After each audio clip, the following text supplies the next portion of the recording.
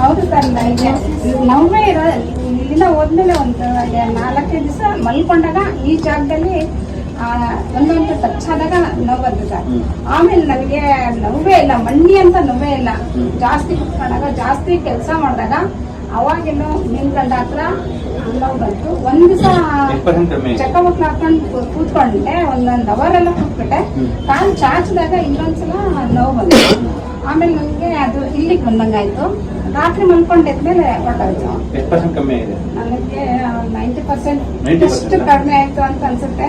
ಒಂದೊಂದ್ಸಲ ಬರುತ್ತಲ್ಲ ಡಾಕ್ಟರ್ ನೋಡಿದ ತಕ್ಷಣ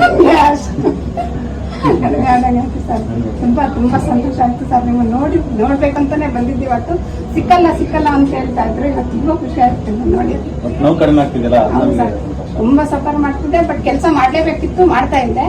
ಈಗ ನೋವಿಲ್ಲದೆ ಕೆಲಸ ಮಾಡ್ತಾ ಇದ್ದೀನಿ. ಆಕ್ಚುಲಿ ನಿಮ್ಗೆ ನೋವೇ ಬರ್ತಾ ಇರಲಿಲ್ಲ, ಮಂಡಿ ಎಲ್ಲ ಚೆನ್ನಾಗಿದೆ. ಬಟ್ ಗರ್ಭಕೋಶ ತೆಗೆದಿರೋದು ಬಂದು 11 ವರ್ಷ ಆಗಿದಲ್ವಾ, ಅವಾಗಿಂದ ಸ್ವಲ್ಪ ಡಿಜನರೇಷನ್ ಆಗ್ತಾ ಬಂದಿದೆ. ಬೇಗ ಮೂಳೆ ಎಲ್ಲ ಆಸ್ಟಿಯೋಪೊರೋಟಿಕ್ ಆಗಿದೆ. ಅದು ಇಂಪ್ರೂವ್ಮೆಂಟ್ ಮಾಡಿದ್ರೆ ಕಂಪ್ಲೀಟ್ ಆಗಿ ಹೋಗುತ್ತೆ. ಈ ಸ್ವಲ್ಪ ಮೆಲಾಸ್ಮನ್ ಇದೆ, ಮೆಲಾಸ್ಮನ್ ಕ್ಲಿಯರ್ ಆಗುತ್ತೆ. ಹಾರ್ಮೋನ್ ಬ್ಯಾಲೆನ್ಸ್ ಕರೆಕ್ಷನ್ ಮಾಡೋಣ. ಮೆಲಾಸ್ಮನ್ ಕಡಿಮೆ ಆಗುತ್ತೆ, ಮಂಡಿ ನೋವು ಕಡಿಮೆ ಆಗುತ್ತೆ.